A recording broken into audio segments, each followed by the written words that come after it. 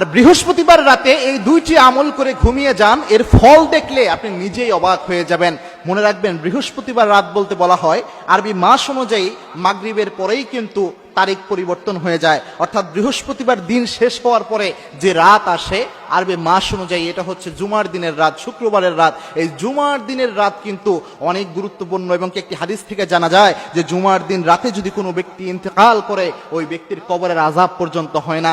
এই জুমার দিনের রাতে যদি আপনি দুইটি আমল করতে পারেন, যে দুইটি আমল আল্লাহর হাবিব সাল্লাল্লাহু আলাইহি ওয়াসাল্লাম প্রায় সময়ই করতেন এবং এই আমল দুইটি অনেক গুরুত্বপূর্ণ, যেহেতু জুমার দিনের রাতে আল্লাহ রাব্বুল আলামিন দোয়া কবুল করেন এবং জুমার দিন অন্য সব দিন থেকে অনেক শ্রেষ্ঠ একটি দিন। সুতরাং এই দুইটি আমল করবেন। এক নাম্বার যে আমলটা সেটা হচ্ছে অজু করে ঘুমাতে যাবেন। অন্য সব দিনই রাসূল সাল্লাল্লাহু আলাইহি ওয়াসাল্লাম রাতের বেলায় যখন ঘুমাতে যেতেন অজু করে ঘুমাতে যেতেন, কিন্তু স্পেশালি জুমার দিনটা যেহেতু পবিত্র বরকতময়, এই দিন চেষ্টা করবেন 100% অজু করে ঘুমাতে যাওয়ার জন্য।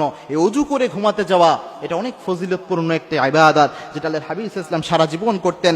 আব্দুল্লাহ ইবনে ওমর রাদিয়াল্লাহু তাআলা আনহু হাদিস বর্ণনা করেছেন, সহিহ ইবনে হিব্বানে 328 নম্বর হাদিস এটি। আল্লাহর হাবিব সাল্লাল্লাহু আলাইহি ওয়াসাল্লাম জানিয়েছেন, কোন বান্দা যদি রাতের বেলায় সুন্দর করে অজু করে এরপরে ঘুমাতে যায়, বিছনায় যে যখন ওই বান্দা ঘুমিয়ে যায়, আল্লাহ রাব্বুল আলামিন একজন ফেরেশতা ওই বান্দার জন্য নিযুক্ত করে দেয়।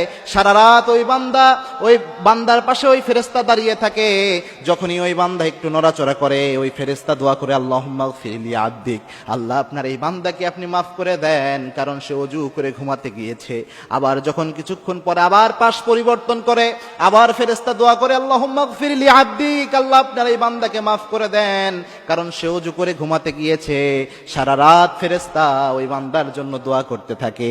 সারা রাত কন্টিনিউয়াসলি ওই ফেরেশতা এইভাবে দোয়া করতে থাকে বান্দার জন্য, আল্লাহ তার গুনাহ আপনি মাফ করে দেন। সুতরাং অজু করে বৃহস্পতিবার রাত, অন্য কোনো দিন পারেন বা না পারেন, অবশ্যই যেহেতু বরকতময় একটি রাত, বৃহস্পতিবার রাতে অজু করে ঘুমাতে যাবেন। দুই নাম্বার যে আমলটা, এই আমলটা আল্লাহর হাবিব সাল্লাল্লাহু আলাইহি ওয়াসাল্লাম নিজে জানিয়েছেন, এই আমলটা আল্লাহর হাবিব সব সময় করতেন। সেটা হচ্ছে রাতের বেলায় দোয়া করা। যেহেতু জুমার দিনের রাতে আল্লাহ রাব্বুল আলামিন দোয়া কবুল করেন এবং আল্লাহর হাবিব সাল্লাল্লাহু আলাইহি ওয়াসাল্লাম জানিয়েছেন, সপ্তাহের 7 দিনের মধ্যে সর্বশ্রেষ্ঠ দিন হচ্ছে এই জুমার দিন, এবং জুমার দিন রাতের বেলায় আল্লাহ রাব্বুল আলামিন দোয়া কবুল করেন। বিশেষ করে শেষ রাতে যখন আল্লাহ রাব্বুল আলামিন প্রথম আসমানে নেমে আসেন, আল্লাহর হাবিব সাল্লাল্লাহু আলাইহি ওয়াসাল্লাম নিজে জানিয়েছেন, বুখারী মুসলিমের বর্ণনা, যখন রাত্রি গভীর হয় আল্লাহ রাব্বুল আলামিন প্রথম আসমানে নেমে আসেন। প্রথম আসমানে নেমে এসে আল্লাহ রাব্বুল আলামিন ডাকতে শুরু করেন, হাল মিন মুস্তাগফিরিন ফাগফির লা, কে আছো গুনাহ করে ফেলেছো, আমি আল্লাহর কাছে মাফ চাও, সব গুনাহ আমি আল্লাহ মাফ করে দেব। কার রিজিকের প্রয়োজন, আমি আল্লাহর কাছে রিজিক চাও, অফুরন্ত রিজিক আমি আল্লাহ দান করব। কার কোন প্রয়োজন আমি আল্লাহর কাছে চাও, সব আমি আল্লাহ দান করে দিব। আল্লাহ ডাকতে থাকেন এইভাবে।